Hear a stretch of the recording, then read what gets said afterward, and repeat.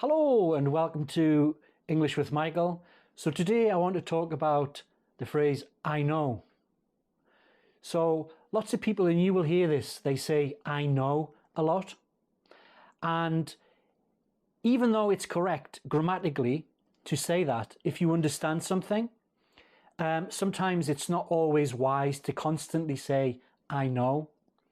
And the reason for that is, when a person says, I know a lot in conversations, it can leave an impression that the person is a bit arrogant or combative or basically too smart for their own good. So if you say, the bus is late, I know, or it's raining, yeah, I know.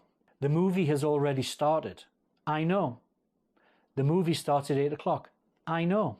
So if you don't want to appear rude, there are other ways to express the same thing without saying, I know. So what are they? Let's have a look. Sometimes it's better to let the person finish their sentence instead of saying, even though you know what they're going to say, and if you say, oh, I know, to save time, it can make a person feel bad. So it's always better to let them finish their sentence. And you can say, really, you don't say, rather than saying, I know, you could say, thanks for telling me. It has the same meaning.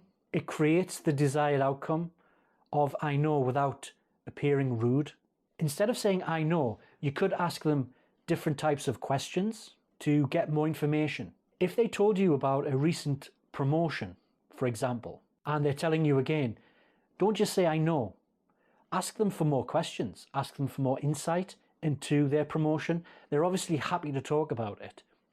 So they want to share that with you, which means they like you. So you could ask them more questions and to get a better feel for what's happening. So you could ask them about their pay, their bonus. Lots of people really enjoy that aspect of it. Some people really enjoy the new jobs they'll be doing in their promotion, the new responsibility. You can talk about that. If you just say, I know, it kind of shows that you're not bothered about the person, which in turn shows why talk to you, why share any information with you in the first place. So if you don't want to appear rude, ask more questions. So how do people feel when you say, I know? So saying I know in a conversation can kind of leave a nasty taste in your mouth. It's a bit like interrupting people, cutting them off mid-sentence. How does that make you feel when that happens? Do you feel good? Do you feel bad? So when you say, I know, that's how they may feel. So if you cut them off once, they probably won't notice. But after the 9th time, they might think that you're a little bit rude. Maybe you don't mean to be rude. Maybe you're just, in your mind, you're showing them that you understand. Oh yeah, I know what's happening. But the assigned meaning to it can appear rude. Sometimes it can appear that you're in a rush to show everyone how smart you are. Appearing too smart for your own good, it's not a good thing. It's one of the biggest no-nos with social skills. It implies that the person learns to show off as opposed to just learning information. So if you're foreign to English, this might seem really strange to you. You might be thinking, shouldn't I just say I know if I know the information they're talking about? So you are right in your thinking. It is okay to let the person know, but try not to be so logical with language. Remember, we're emotional people. You have to think about how you're coming across when you communicate with someone. You know, humans are emotional creatures. So there are different ways to say I know without sounding like, a jerk, So if someone tells you about a service or a product, you can say, oh, yeah, I love that product. You're conveying that without saying, I know.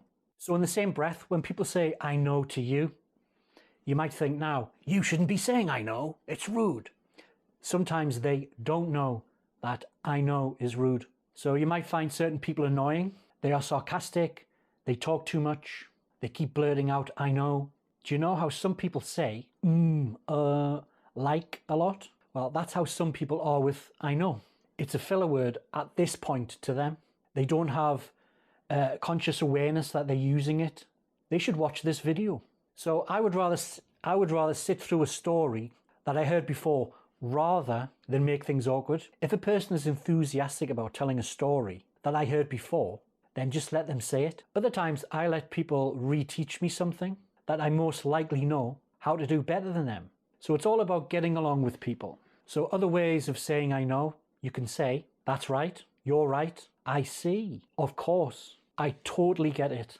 Thank you for telling me that again 1,000 times. To show that you're listening or grasping an idea, you could say, I get it, or I got it. Some people say, gotcha, got it. I hear what you're saying. I see where you're coming from. I'm aware, I realize, I've heard. You could say, if it's to show that you value the information, I appreciate you telling me. Thanks for telling me. To encourage the speaker to continue, you could ask for follow-up questions. I'm with you.